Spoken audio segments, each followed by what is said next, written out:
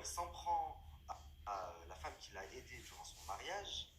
Et au final, elle apprend par Laurent même que, qu'il n'était même pas au courant.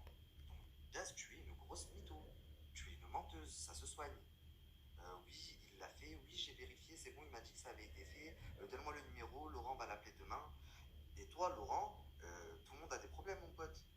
Il y en a, leur mari rentre en prison, il y en a, leur fils il meurt, il y en a, tout le monde a des problèmes. Mais c'est pas pour, c'est pas une excuse en fait pour vous dédouaner de toute responsabilité. À savoir là, ben, cette jeune fille, vous auriez pu la mettre sacrément dans la merde. Heureusement qu'elle a de très bonnes relations avec, heureusement qu'elle a de très bonnes relations avec ce créateur, étant donné qu'elle travaille régulièrement avec lui. Mais ça aurait pu vraiment la mettre dans la merde. Et en plus de ça, bah, ça lui a causé du tort parce que imaginez la tête du créateur quand il reçoit sa robe déchirée, sa robe à 40 000 euros. Ça marche. Ouais, la mère déjà, ça va me le transférer alors.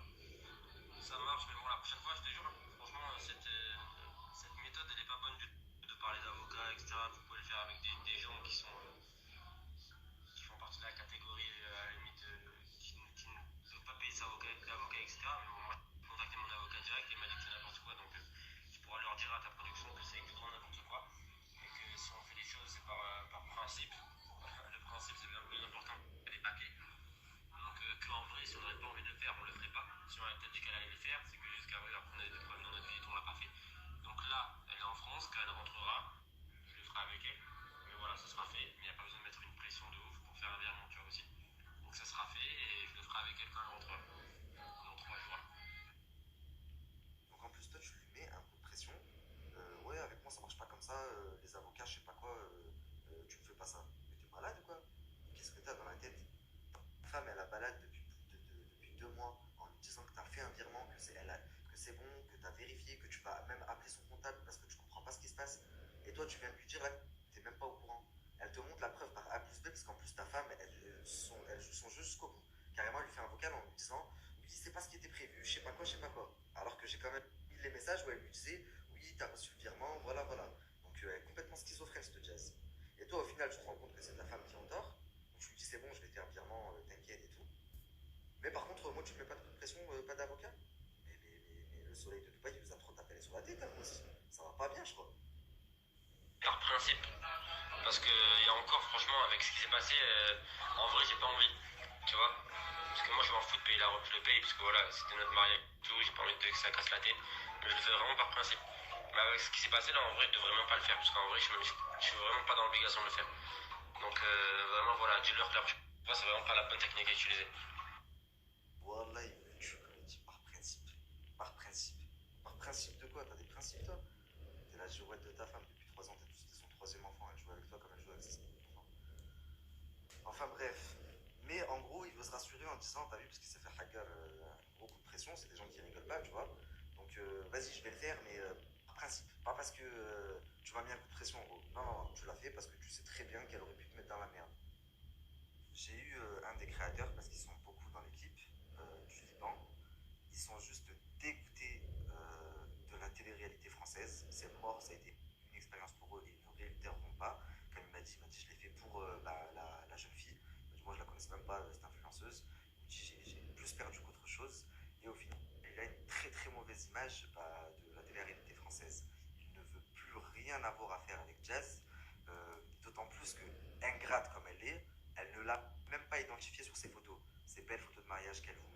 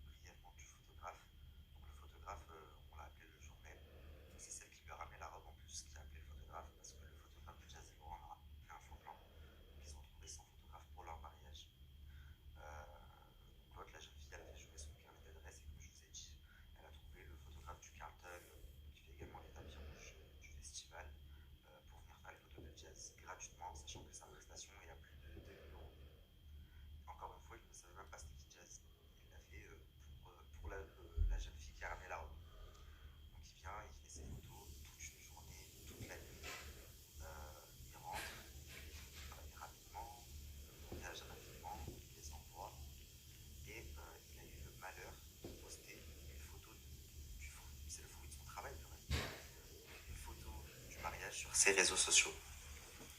Et là, il reçoit un message, un appel de la wedding planner qui lui demande de retirer immédiatement. Elle lui dit qu'il n'a pas eu l'autorisation de Jazz et Laurent pour publier, l'autorisation écrite bien sûr, pour publier des photos de leur mariage. Donc il lui explique que c'est lui le photographe, donc c'est son travail, et justement, lui n'a pas signé. Quand une mariée ne veut pas que ses photos circulent et que le photographe se sert des photos, elle lui fait signer un document qui dit qu'il n'a pas le droit de s'en resservir. Quand une mariée ne veut pas que ses photos circulent et que le photographe se sert des photos, elle lui fait signer un document qui dit qu'il n'a pas le droit de s'en resservir. Et lui ne l'a pas signé. Et quand bien même, il n'y a même pas eu de contrat puisqu'il est venu gratuitement pour rendre service. Et au final, on lui fait un scandale parce qu'il a osé mettre une photo. Alors que 80% des photos que Jazz a repostées sur son Instagram ou même qui sont accrochées chez elle, c'est ce photographe qui les a pris. Et il y a un autre photographe qui est venu par la suite, il a pris 2-3 photos. Jazz en a mis quelques-unes sur son Instagram, elle l'a identifié de partout. Par contre, l'autre photographe qui a fait tout le boulot, elle ne l'a identifié nulle part. Sachant que toutes les photos de son mariage qu'il y a sur son Instagram, 80%, c'est lui qui les a pris. Donc elle se sert des photos de son travail, lui n'a pas le droit de s'en servir. Donc voilà, lui le pauvre n'a été identifié nulle part, il a passé toute une journée, toute une nuit pour leur mariage, il n'a pas le droit de se servir des photos parce que c'est Madame Jazz, mais elle met ses photos à lui partout chez elle, partout sur son Instagram. Eh ben... D'accord.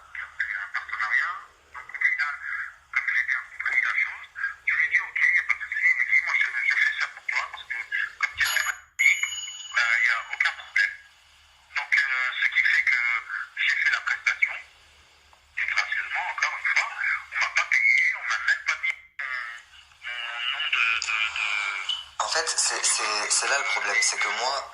Normalement, ça devait être fait, puisque c'est eux qui se sont proposés, c'est pas moi qui leur ai proposé. Cette fois, on me voit dans le mariage que je photographiais, c'était même moi qui plaçais la mariée, c'était même moi qui essayais de l'aider parce qu'elle était en stress, j'ai fait un cours de respiration pour qu'elle reprenne un peu, on va dire, le contrôle d'elle-même. Et je n'ai pas été du tout mentionné dans leur mariage, même pas un remerciement, jamais ils m'ont appelé pour me dire merci infiniment, machin, etc. Donc c'est des personnes en fait, excusez-moi du terme, et je pèse mes mots bien sûr quand je le dis, c'est des routiers de société en fait. C'est des gens qui se servent des gens et au final ils les remercient même pas, même ne serait juste un merci, c'est gratuit, merci, tu vois. Donc au final, quand on rend service à une personne, généralement on est heureux et on remercie la personne et on est content de ça.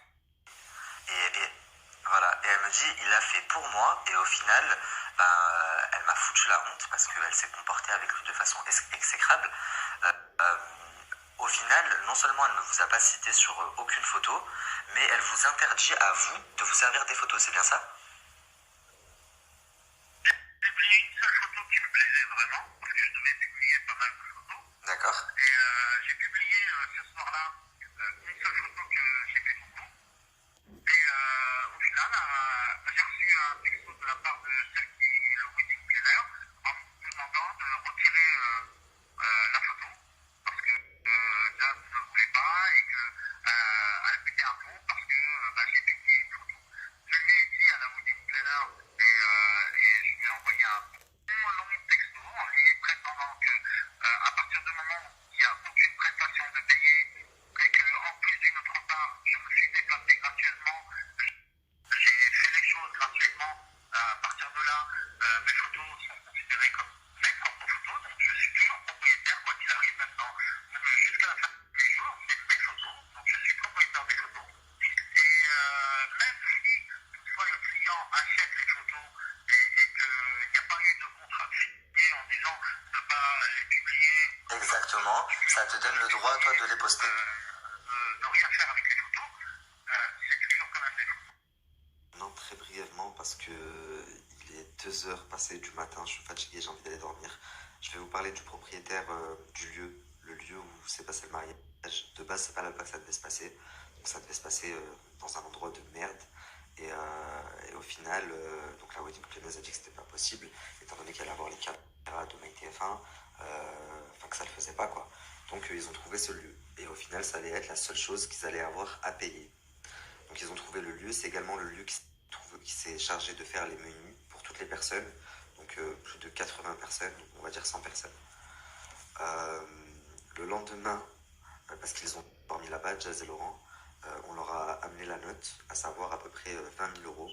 Et ils n'ont pas voulu. Jazz a pété les plombs. Elle n'a pas voulu payer. Elle a dit mais comment ça, 20 000 euros c'est énorme, ça va pas bien. Vraiment, ça a fait un gros scandale, enfin un gros carnage là-bas. Et bon bah au final, il a été. Donc au final, il a été payé. Il a eu son dû. Mais en plus d'avoir son dû, il a mangé des insultes et des réflexions. Enfin bref, la totale. Donc les gens ils se plient en quatre pour vous. Et en plus d'être ingrat, vous manquez de respect, vous êtes des personnes fausses, vous montrez une personnalité à l'écran qui n'est vraiment pas la vôtre. Tout est du fake. Le but, comme je vous l'ai dit, c'est de vous vendre du rêve. D'ailleurs, quand je vous dis que tout est fake, Jazz qui dit que sa petite sœur Eva, c'est comme sa fille, qu'elles ont une relation, elles se sont battues le jour du mariage à la fin. Donc Jazz, d'ailleurs, à la fin de l'émission, on la voit gagner sa chambre avec Laurent. Il se trouve que Eva s'était changée là-bas avec toutes ses copines et qu'elles avaient foutu le bordel. La chambre devait être filmée à la fin. Donc Jazz a pété les plombs, elle a commencé à insulter sa sœur. Sa sœur lui a renvoyé l'appareil, elles se sont battues. Heureusement que les invités étaient déjà partis et qu'il restait que quelques prestataires.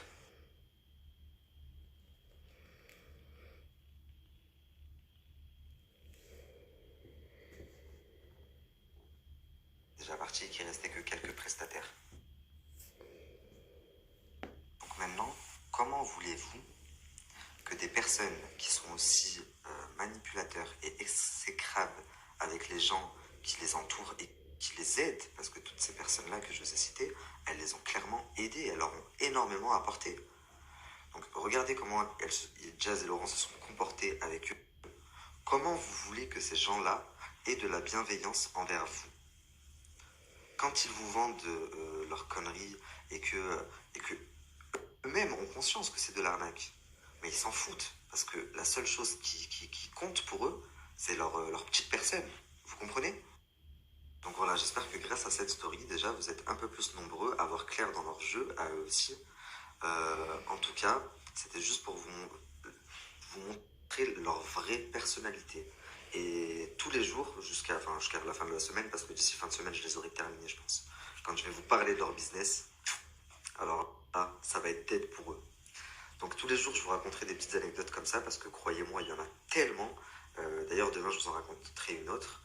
Mais le plus important, c'est les business. Je vais vous parler dès demain ou dès après-demain du business billionnaire prono de Starnac. Et encore une fois, preuve à l'appui. Et déjà, billionnaire, j'ai une capture de son compte bancaire qui doit dater d'il n'y a même pas un an. Un an, non, un peu plus d'un an.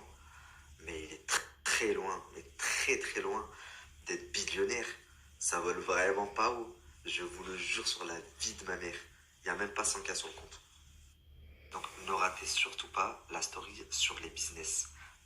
Sur leur business. Parce que ça va être la plus importante, la plus intéressante et celle qui va définitivement les terminer. On va parler de Billionnaire Prono, donc de Laurent et son associé Nordine, alias Noël. Et on va parler aussi un petit peu de Coach Bilio et surtout de leurs entreprises que vous ne connaissez pas.